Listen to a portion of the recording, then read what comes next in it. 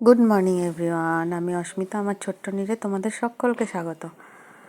সকাল সকাল ভোলে বাবাকে প্রণাম করে আমার দিনটা শুরু হলো। বিছানায় বসে মশারি ভেতর দিয়ে জানলা দিয়ে পাতাগুলো গাছগুলো দেখি আমার খুব ভালো লাগে। তারপর একটু হেঁটে বারান্দায় গিয়ে বসলাম, এই গাছগুলোর সঙ্গে কাটাই। তোমরা তো জানোই আজ হচ্ছে রাস পূর্ণিমা। সকাল সকাল স্নান করে রান্নাঘরে ঢুকে পড়লাম।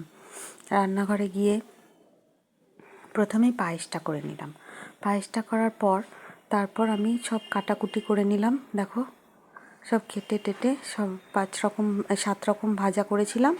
পটল ভাজা, আলু ভাজা, তারপরে ভিন্ডি ভাজা, মূলো ভাজা, শীতের যা যা সবজি হয়, শিম ভাজা, দেখো সব কেটে নিয়েছি। এর মধ্যে কেটে টেটে নিয়ে তারপর চাটনিটাও করে ফেললাম। একটু টমেটোর চাটনি করেছিলাম কাজু কিশমিশ দিয়ে, আর চাল আর ডাল খিচুড়ির এখানে ভিজিয়ে রেখেছিলাম। এটা দেখো আমি নতুন কিনেছি স্টেনার, আজকে নতুন এটা উদ্বোধন করলাম ঠাকুরের জন্য। এই দেখো 5 রকম ভাজাও হয়ে গেল, মূলো ভাজা, আলু ভাজা, ভিন্ডি ভাজা, শিম ভাজা, ফুলকপি ভাজা, আর ছিল বেগুন ভাজা।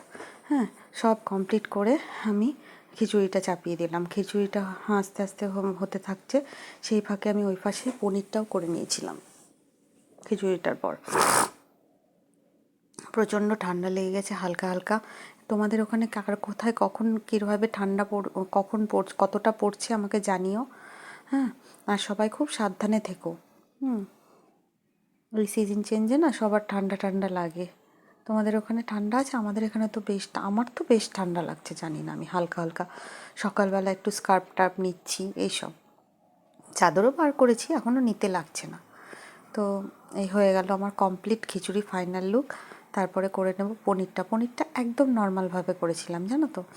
পনিরগুলো ভেজে জিরে আদা বাটা দিয়ে, এইসব জিরে আদা বাটা দিয়ে একটুখানি লঙ্কার গুঁড়ো আর হচ্ছে গোলমরিচ গুঁড়ো দিয়ে নর্মাল পনির যেভাবে হয় একটু মিষ্টি দিয়ে ঠাকুরের ভোগের পনির সেই রকম করেই করেছিলাম। তেজপাতা আর 5 ফোড়ন ফোড়নে দিয়েছিলাম তেলের ওপর। এটাও আমার নতুন, দেখো এই যে এই জিনিসটা যেটার মধ্যে পনির করছি, আজকে দুটোই নতুন জিনিসে ঠাকুরের রান্না করলাম। খুব ভালো লাগে আমার এরকম করে ভোগ দিতে, খুব খুব খুব ভালো লাগে। একটা পজিটিভিটি না আমার মধ্যে কাজ করে এই ভোগ দিলে। যে কোনো ঠাকুরের কাজে সবারই হয় এটা হয়তো। এই দেখো পনিরটা হয়ে গেছে।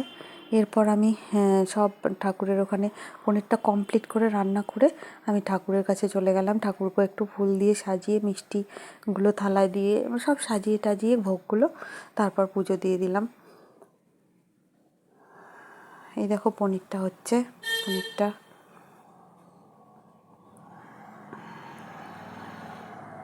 তারপর পনিরটা দিয়ে আমি ঠাকুরের কাছে চলে গেলাম কমপ্লিট করে। দেখো ঠাকুর সাজিয়েছিলাম, দেখো কেমন লাগছে।